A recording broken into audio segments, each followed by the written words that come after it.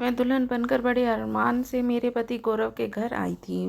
मेरी नंद ने मुझे कमरे में बिठाया। मैं बहुत डरी हुई थी। मेरे दिल की धड़कनें बहुत तेज चल रही थी। मेरा वजूद कांप रहा था। मेरे हाथ ठंडे हो रहे थे। मुझे मेरी नंद ने गौरव के कमरे में बिठा दिया। जैसे जैसे वक्त गुजर रहा था मुझे डर लग रहा था।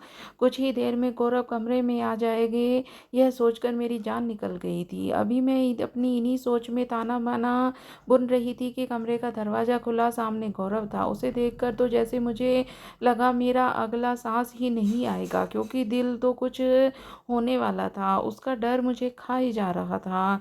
उसने एक नज़र मुझे देखा। उसके माथे में बल पड़े। वह अभी कमरे के दरवाजे पर ही खड़ा था। कमरे का दरवाज़ा जोर से उसने बंद कर दिया। मेरा दिल तो जैसे दरवाजे के बंद होने पर यूं लगा जैसे सीने में ही थम गया हो। कुछ देर बाद मेरे कमरे का दरवाज़ा दोबारा खुला। मेरी सास बड़ी बदहवासी में अंदर दाखिल हुई। उसके हाथ में एक सफ़ेद रंग की चादर थी। कहने लगी, एक तो शादी के हंगामे में मैं भूल गई।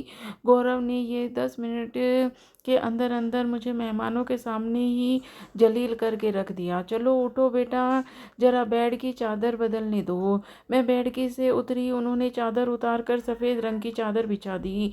यह देखकर मेरा दिल किसी भी में ने मुट्ठी में लेकर दबोच लिया था। 2 मिनट में उन्होंने बेड की चादर बिछा दी और कहने लगी, गौरव इस मामले में बड़ा बेरहमी है। कमरे की चादर देखकर कहने लगा कि आपने सफ़ेद चादर क्यों नहीं दी? मुझे कैसे कैसे पता चलेगा शरीफ है कि नहीं? यह सुनकर मेरे तो जैसे पूरे वजूद में सनसनी सी दौड़ गई। मेरी सास कमरे में जा चुकी थी, लेकिन मेरा दिल धड़कना भूल गया था। एक बार बार अपने हाथ में उंगलियों को चटकाने लगी। डर के मारे रोंगटे खड़े हो गए थे। समझ नहीं आ रहा था कि मैं क्या करूं। कुछ देर बाद कमरे का दरवाज़ा खुला। गौरव कमरे में दाखिल हुआ। मैं संभल कर बैठ गई। वह मुस्कुराता हुआ मेरे पास आया। जैसे ही मेरे पास बैठा मैं बुरी तरह से कांपने लगी। उसने मेरा चेहरा थोड़ी छुआ और ऊपर किया। मेरी नज़रें खुद ब खुद झुका रही थी। कहने लगा, तुम बहुत खूबसूरत हो। जितना मैंने तुम्हारी खूबसूरती का ना सुना था उससे भी ज़्यादा हो। मेरी माँ ने तुम्हारी खूबसूरती की बहुत तारीफ़ की थी, लेकिन तुम्हें देखकर लग रहा है कि कम ही की थी। तुम उससे कहीं ज़्यादा खूबसूरत हो। यह कहकर जैसे ही उसने जेब से मखमली डिब्बी निकाली, जिसमें शायद मुंह दिखाई के लिए कोई तोहफा था। मेरा दिल धक धक करने लगा। उसने लॉकेट्स की चैन निकाली, फिर मेरे गले में पहनाने लगा। चैन को पहनाते हुए जब गौरव की उंगलियां मेरी गर्दन में सफ़र करने लगी तो मेरी जान पर बनी थी। उसकी आंखों में नशा बढ़ने लगी। उसकी आंखों में छाने वाला खुमार मेरी जान कतरा कतरा निकल रहा था। जैसे ही वह मेरे करीब बढ़ने लगा मैं फौरन पीछे हटी। इस हरकत पर वह मुस्कुराने लगा। कहने लगा, पति हूँ मैं तुम्हारा। हमारी शादी हुई है। हम दोनों का पति पत्नी का रिश्ता ऐसा ही होता है। उन दोनों के बीच कोई भी पर्दा नहीं होता। यह कहते हुए गौरव ने मेरा हाथ पकड़ लिया, जो बर्फ जैसा सर्द था। शायद वह मुझे अपनी बाहों में लेने की कोशिश कर रहा था, लेकिन मैं पूरी की पूरी यूं जल रही थी जैसे मुझ पर जल तारी हो गया हो। कहने लगा, यह प्रकृति का नियम है। हमारे बीच जो भी होगा वह जायज़ है। लड़कियां अक्सर ऐसे मौके पर घबरा जाती हैं। शायद मेरे कांपने और घबराने पर वह मुझे समझाने की कोशिश कर रहा था, लेकिन मैं घर से विदा होने से पहले ही नींद की 4 गोलियां खाकर आई थी, इसीलिए मेरी आंखों में नींद उतरने लगी थी। देखते ही देखते मैं होश की ही दुनिया से दूर हो चुकी थी। मैं बैठे बैठे दर्द से बेड पर गिरी। यह याद है कि गौरव मुझे हिला डुला कर कह रहा था कि पूजा तुम्हें क्या हुआ है। उसके बाद मेरा दिमाग बिल्कुल सुन्न हो चुका था। जब मुझे होश आया तो मुझे ड्रिप लगी हुई थी। मैं अपने कमरे में लेटी हुई थी। मेरी सास मेरे सिरहाने मेरे सर पर हाथ फेर रही थी, मुझ पर फूंके मार रही थी। गौरव कमरे से चहलकदमी कर रहा था। यह सब देखकर मैं उठकर बैठने लगी। मेरी सास कहने लगी, लेटी रहो लेडी डॉक्टर। जब होश आया और देखा तो कहने लगी, जैसे ही ड्रिप ख़त्म हो, गौरव से कहिए ड्रिप उतार दे। फिर उसने मुझे कुछ मेडिसिन लिख कर दी, कहने लगी इसको देंगी, ध्यान से इस्तेमाल करवाइए। जल्द ही डॉक्टर हिदायत देकर जा चुकी थी। सास कहने लगी, मैं तुम्हारे लिए दूध का गिलास लेके आती हूँ। यह कहकर वह मेरे कमरे से बाहर निकल गई। गौरव के माथे पर बल पड़े थे, गुस्से से कमरे में चक्कर काट रहा था। मैं अभी तक शादी के जोड़े में ही थी, लेकिन उसने दूसरे कपड़े पहन रखे थे। मेरे पास आया, मुझे गुस्से से देखने का, कहने लगा, यह क्या तमाशा किया हुआ था? तुमने रात को नींद की गोलियां खाई थी? मैंने कोई जवाब नहीं दिया। मैंने नजरें चुरा ली। कहने लगा, आर यू स्टूपिड पूजा, तुम्हारा दिमाग तो खराब नहीं था? मैंने कहा, मेरे पास कोई रास्ता नहीं था, मुझे माफ़ कर दो, मुझे शादी से डर आ रहा था। मेरी बात सुनकर तो वह मुझे देखता रह गया। फिर कहने लगा, इसका हल यह है कि तुमने किया, पूरी रात तुमने यह सब घर वालों को परेशान किया। कोई भी लड़की अपनी शादी की रात नींद की गोलियां खाकर तो नहीं आती। हर लड़की को शादी की रात कुछ ना कुछ घबराहट होती ही है, क्योंकि वह नए रिश्ते बनाने जा रही होती है और पति से उसका रिश्ता काफ़ी गहरा होता है। लेकिन कोई भी लड़की नींद की गोलियां नहीं खाती। मेरी ड्रिप ख़त्म हो चुकी थी, उसने मेरी ड्रिप उतार दी। मुझे प्यार से समझाने लगा, कहने लगा, आज की रात के लिए मैंने बहुत से ख्वाब अपनी आंखों में सजाए थे, लेकिन मुझे लगता है कि जैसे तुम उस वक्त देना ही नहीं चाहिए, ताकि तुम दिमागी तौर पर इस रिश्ते के लिए तैयार हो जाओ। मैंने चैन से सांस ली। मैं यही चाहती थी कि वह मेरे पास न आए, क्योंकि इसके पीछे बहुत बड़ी वजह थी, लेकिन यह कब तक मुमकिन था? मुझे 4 दिन दे देता, एक हफ्ता दे देता, ज़्यादा से ज़्यादा एक महीना। उसकी आंखों में प्यार देखकर मुझे समझ नहीं आ रहा था कि मैं कैसे इस शख्स के मुंह जोर जज्बों समेत इसे रोक सकूं। मेरे चेहरे पे एक तरफ बड़े बड़े गौर से देख रहा था। मैं बदहवास सी थी, मेरे दिल कांप हुई उमंग न थी। न ही शादी मेरी मर्जी से हुई थी और न ही मैं ज़बरदस्ती के बंधन में।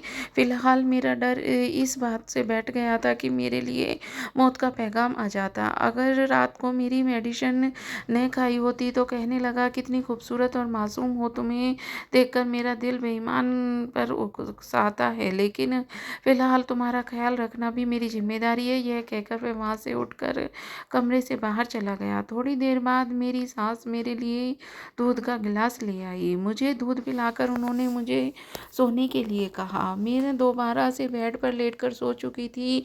मेरी सास और पति दोनों बहुत अच्छे थे। नंद शादी का हंगामा खत्म होते ही अपने घर जा चुकी थी। गौरव 2-3 दिन मुझे कुछ नहीं कहा, बस मुझे अपने रिश्ते की नसीहत को याद दिल करवाता रहा। लेकिन इन 3 दिनों में भी मैं जान चुकी थी, वह कभी भी इस्तेमाल की गई चीज़ अपने इस्तेमाल में नहीं लाता। कहता है, मुझे नफ़रत है ऐसी चीज़ों से जो किसी और ने इस्तेमाल की हो। एक बार खाने के दौरान मेरे गले में मिर्ची लग गई। गौरव का गिलास पकड़ा और पानी पीने लगी। जब मैंने पानी का गिलास वापस रखा तो उसने मुझे कुछ भी नहीं कहा, लेकिन अपने लिए दूसरे गिलास में पानी डालने लगा। मैंने कहा, आप इसी गिलास में पानी पी ले, यह आपका ही तो गिलास है। कहने लगा, नहीं, मैं किसी चीज़ का झूठा पानी नहीं पीता, बल्कि मामले में भी मैं कुछ ऐसा ही था। खाना भी वह अपनी अलग प्लेट में खाता। एक बार मैंने उसका तौलिया इस्तेमाल कर लिया। उसने तौलिया उठाकर ज़मीन पर फेंक दिया। गुस्से में मुझसे कहने लगा, प्लीज़ मेरी चीज़ मत इस्तेमाल किया करो पूजा, मुझे बहुत इरिटेशन होती है। जैसे जैसे वक्त गुजर रहा था मेरा दिल थम सा रहा था, क्योंकि जिस हकीकत को मैं अपने साथ लाई थी वह इतनी दर्दनाक थी कि कोई भी मर्द बर्दाश्त नहीं कर सकता।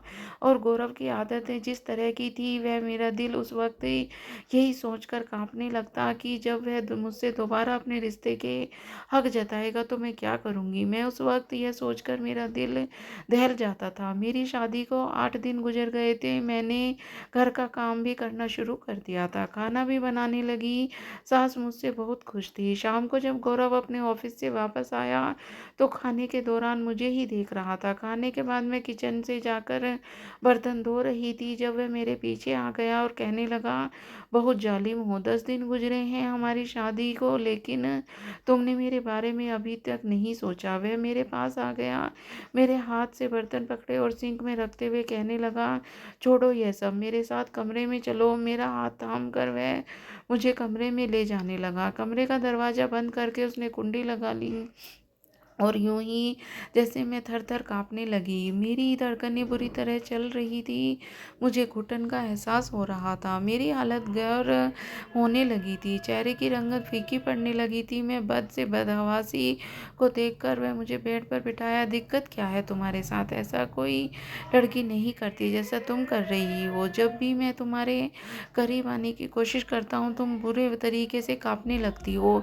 ऐसा कब तक चल सकता है पूजा? मैंने कहा ना। यह कहकर मैंने चेहरे पर उल्टे वाली लेट कर उंगलियों से लपेटना शुरू कर दिया। फिर मैं अपने हाथों से मेरा चेहरा छूने लगा, लेकिन मैंने फौरन उसका हाथ पीछे करना चाहा। लेकिन इस बार उसने मेरा हाथ अपने हाथों में लेकर रोका था। कहने लगा, आज नहीं, आज तुम मुझे नहीं रोकोगी। आज तुमसे ज़बरदस्ती भी करनी पड़ी तो मैं पीछे नहीं हटूंगा। तुम्हारे इस डर ने मैं अपनी मोहब्बत से दूर करूंगा। यह कहकर उसने मेरा जूड़ा खोला तो बालों को आज़ाद किया। मेरी हालत यह थी कि मैं आंसुओं को जब्त बांधे पड़ी मुश्किल से पढ़ चुकी थी। उससे पहले कि वह मेरे करीब आता मैंने हाथ उसके सीने पर रखकर उसे रोका। मैंने कहा, गौरव प्लीज़ मुझे कुछ दिन का वक्त दे दो। कहने लगा, नहीं, बिल्कुल भी नहीं। मेरा वजूद बर्फ़ की तरह ठंडा होने लगा था, लेकिन अब उसकी जज्बात बढ़ती जा रही थी। एकदम ही मैंने अब उसे खुद से पीछे किया और कहा, मुझे घुटन हो रही है, ऐसा लगता है मुझे कुछ हो जाएगा। मेरी बात सुनकर कहने लगा, अच्छा क्या हो जाएगा?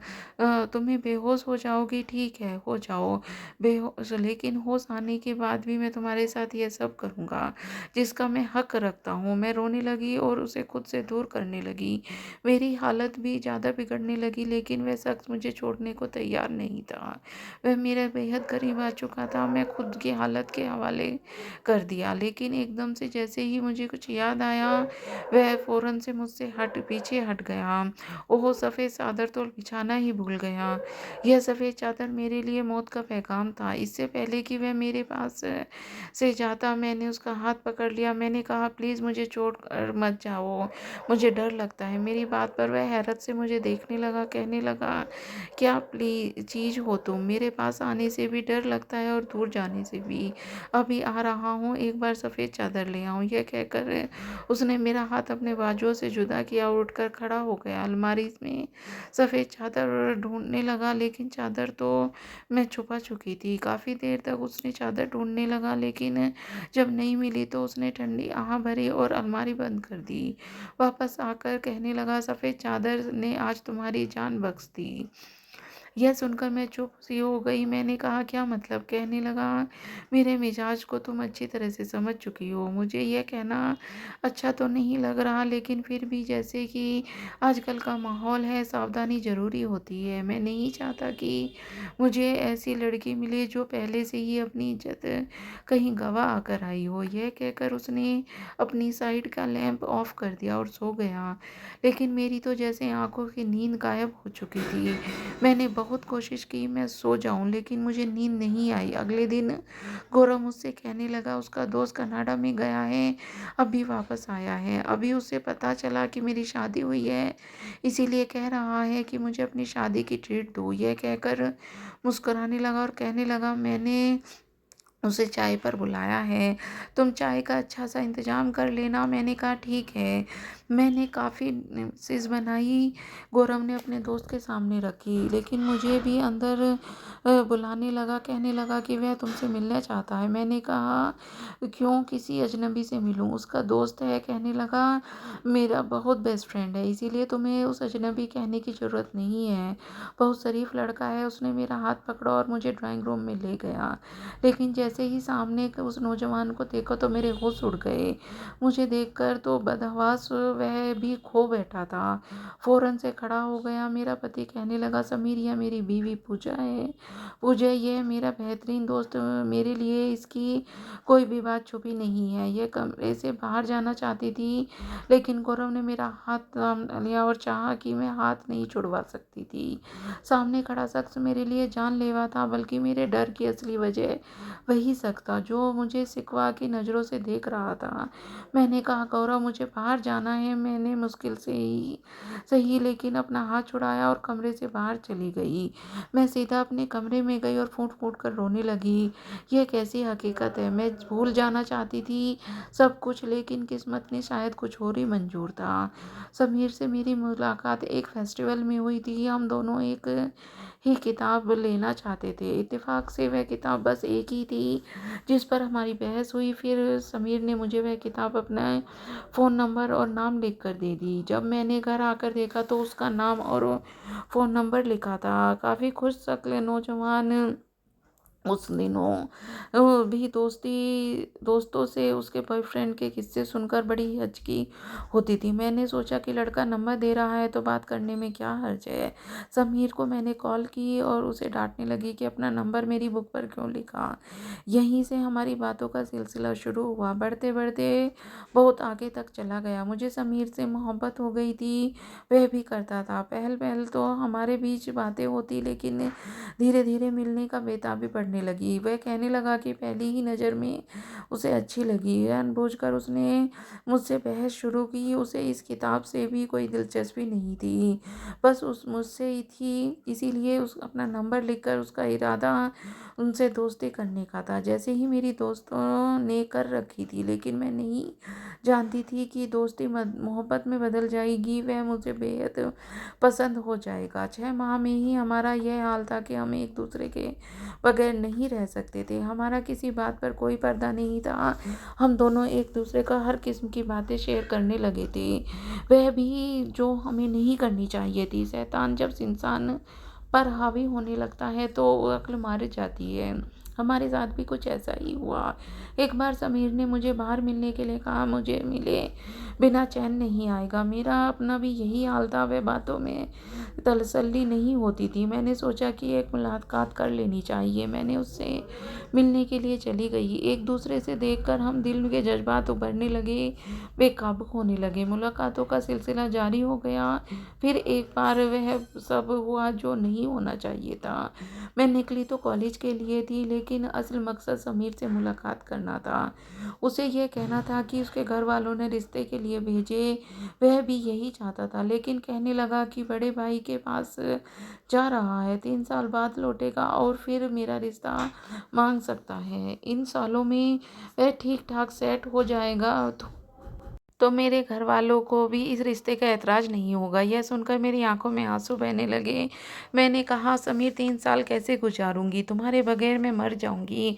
आंखों में उसकी नमी, पता नहीं चला कि मैं उसके करीब हो गई और कंधे पर सर रखकर रोने लगी। हम लोग उस वक्त एक पार्क में मौजूद थे जहाँ सुबह सुबह का वक्त था। मैं और समीर थे, वहाँ किसी का भी गुजर नहीं थी। मैं यूं रोने लगी, वह बिखुला गया, मेरा सर हिलाकर तसल्ली देने लगा। कहने लगा, तुम दिल से बुरा मत करो, लेकिन यह तो तुम्हें सहना ही पड़ेगा, वरना तुम्हारे माँ बाप कभी भी मेरी छोटी मोटी नौकरी पर तुम्हारा रिश्ता मुझसे नहीं करेंगे। मैं उसके साथ लगा रोई जा रही थी। पता नहीं कब समीर पर बेखुदी सी छाने लगी। वह मुझे अपने दोस्त के घर ले आया। वह बिल्कुल खाली था और खाली घर देखकर पहले ही बहुत घबरा रही थी, लेकिन मुझे समीर पर भरोसा था। वह मुझे एक कमरे में ले गया और कहने लगा, तुम्हारे बगैर वहाँ पर कैसे जाऊँगा? मुझे एक यादगार मुलाकात दे दो, ताकि वहाँ पर जब भी मैं उदास हूँ तो तुम्हें याद करूँ। यह सुनकर पहले तो मैंने इनकार किया, लेकिन उसकी मोहब्बत के सामने बेबस थी, इसीलिए ज़्यादा एतराज़ नहीं कर पाई। हम दोनों ने सारी हदें पार कर दी और खुद ही अंदाज़ा नहीं हुआ कि वह एक मुलाकात मेरी ज़िंदगी भर का रोग बन जाएगी। जब होश आया तो अपना सब कुछ खो बैठी थी, इसीलिए रोई जा रही थी। वह कहने लगा, मैं तुमसे कोई बेवफाई नहीं करूँगा। मैंने कहा मुझे डर लग रहा है, देर हो गई तो मैं क्या करूँगी? कहने लगा नहीं होगा, मैं अभी सिर्फ इंटर में हूँ, जब तक हमारा एमए कंप्लीट होगा मैं वापस आ जाऊँगा, बल्कि उससे पहले ही आ जाऊँगा। बस तुम शादी मत करना। मैंने पहले 3 साल उसका इंतज़ार किया था, लेकिन वह नहीं आया। पहले पहल तो मुझे कनाडा पर से कॉल भी पर बात कर लेता था, लेकिन फिर उसकी कॉल भी आनी बंद हो गई, उसका फ़ोन बंद जाने लगा। बहुत संपर्क करने की कोशिश की, लेकिन नहीं हुआ। 4 साल मैंने उसका इंतज़ार किया, लेकिन वह नहीं आया। मेरे रिश्ते आने लगे, मैं कभी कोई बहाना करती तो कभी कोई, लेकिन गौरव के रिश्ते में कोई भी बात न थी मैं इनकार कर सकती। वह खूबसूरत था, हैंडसम था, हर लिहाज से अच्छा था। मैं इनकार नहीं कर सकती थी। मेरे माँ बाप मेरी उससे शादी करना चाहते थे, इसीलिए मेरी शादी गौरव से हो गई। लेकिन जैसे ही सफ़ेद चादर बिछाई गई, मैं अजीब कश्मकश में गिर गई, क्योंकि मैं जान जाता कि मैं शरीफ नहीं हूँ। तो समीर मेरे सामने आकर खड़ा हो गया था। वो क्यों आया? जब 3 साल का कहकर 4 साल में नहीं आया, तो अब क्यों मेरी ज़िंदगी बर्बाद करने आ गया था? मैं तो पहले ही बड़ी मुश्किल से अपनी ज़िंदगी गुजार रही थी। मेरे पति बगैर सफ़ेद चादर के मुझे अपनाने के लिए तैयार न था। उसे मेरी सरी सफाई सबूत चाहिए था, मैं खो चुकी थी। शाम से रात हो गई। गौरव जब कमरे में आया तो रोता देखकर पूछने लगा। मैंने कहा मेरे सर में बहुत दर्द है। कहने लगा चलो डॉक्टर के पास जाते हैं। मैंने इनकार कर दिया। मैंने कहा मैं मेडिसिन खा चुकी हूँ, कुछ देर में फ़र्क हो जाएगा। कहने लगा समीर मेरा बहुत गहरा दोस्त है, मैं चाहता था कि तुम मेरे हमारे साथ बैठकर बातें करती, लेकिन तुम तो वहाँ रुकी ही नहीं। मैंने कहा मेरे सर में सुबह से बहुत दर्द था, इसीलिए मैं वापस कमरे में आ गई। मेरा दोस्त बहुत बुरा हुआ। मैंने कहा क्या बुरा हुआ? वो कहने लगा समीर एक लड़की से मोहब्बत करता था, बेतहाशा उसे चाहता था, उसकी खातिर दूसरे देश भी चला गया, लेकिन वहाँ 1 साल के बाद उसका एक्सीडेंट हो गया, जिसमें उसकी एक टांग कट गई। अभी वह से चलता है। उस एक्सीडेंट में उसका मोबाइल तक टूट गया, इसीलिए उस लड़की से उसका दोबारा संपर्क नहीं हुआ। जिस कंपनी में नौकरी मिली थी, उन्होंने भी उसका इलाज भी करवाया, लेकिन उसे 4 साल के पाबंद कर दिया। जैसे ही वह ठीक होगा दोबारा नौकरी ज्वाइन करेगा, और 4 साल से वापस अ, देश में नहीं आ सकता था। लड़की की चाह में उसे संपर्क नहीं कर पाया, क्योंकि उसका नंबर उसी फ़ोन में सेव करा था जो टूट चुका था। जब वह वापस आया तो उसे पता चला लड़की की शादी हो चुकी है। उस लड़की ने इसके साथ बेवफाई की, इसका इंतज़ार तक नहीं किया, बस यही बताने आया था कि फिर कहने लगा तुम्हें पता है मैं शादी के सारा सफ़ेद चादर क्यों रखना चाहता था? मैंने पूछा क्यों? कहने लगा कि लड़की ने मोहब्बत में मेरे दोस्त से अपनी इज्जत देने से पीछे न हटी, ये अब किसी और के साथ शादी करके बिंदास जिंदगी गुजार रही है। ऐसे बहुत सी लड़कियों के बारे में मैंने सुन रखा है, जो शादी से पहले अय्याशा करती हैं और पति को खबर तक नहीं होती। मैं उसके साथ जिंदगी गुजारने वाली लड़की शरीफ भी है और या नहीं? गौरव की बात सुनकर रोने लगी और कहने लगी क्या हुआ, तुम रो क्यों रही हो? मैंने उसके सामने हाथ जोड़ दिया और मैंने मुझे माफ़ कर दो, मुझसे बहुत बड़ा गुनाह हुआ है, तुमसे झूठ बोलकर ज़िंदगी गुजार नहीं सकती, सच सच बता दिया। यह हैरत में मुझे देखकर कहने लगा तुम्हारे काबिल नहीं हूँ। मेरे सबीर से मोहब्बत की थी, लेकिन पता नहीं क्यों यूं गुनाह कर बैठी। मैंने 3 साल उसका इंतज़ार किया, मुझे लगा कि उसने बेवफाई की है। मैं नहीं जानती थी कि उसके साथ हादसा पेश आया है। शादी के बाद मुझे यही खौफ था कि तुम जान जाओगे कि मुझे रखोगे नहीं, मुझे तलाक दे दोगे। जब मैंने यहाँ आकर आपकी आदत को देखकर मैं डर गई कि तुम इस्तेमाल की हुई चीज़ इस्तेमाल नहीं करते, फिर मुझे कैसे अपना सकते थे। लेकिन आज मैंने तुमसे अपनी हर बात कह दी है, चाहे तुम मुझे माफ़ कर दो चाहे सजा दो। मेरी बात सुनकर उसकी आंखें गुस्से में सुर्ख हो गई और कहने लगा ये कैसी मोहब्बत जो तुम्हारी, जिसमें तुमने अपनी इज्जत गंवा दी। फिर कहने लगा मोहब्बत और इज्जत एक साथ सिर्फ औरत का पति उसे दे सकता है, गैर मर्द नहीं। मुझे समीर की यह बात बहुत बुरी बुरी लगी थी कि उसने मोहब्बत को एक लड़की की इज्जत मांग ली और हमेशा उसको इस बात पर बहुत बुरा भला कहता था, क्योंकि यह बात बहुत गलत है। फिर कहने लगा कि मैंने अपना हर जज्बा संभाल कर रखा, मेरी हर चीज़ पर मेरी बीवी का हक होगा, मेरी मोहब्बत पर, मेरे दिल पर तुमसे रिश्ता हुआ, मेरा दिल खुद ब खुद तुम्हारी तरफ होने लगा। तुमसे जो मैंने मोहब्बत की है, निकाह के 2 पलों के दिल में तुम्हारे लिए मोहब्बत पैदा कर दी।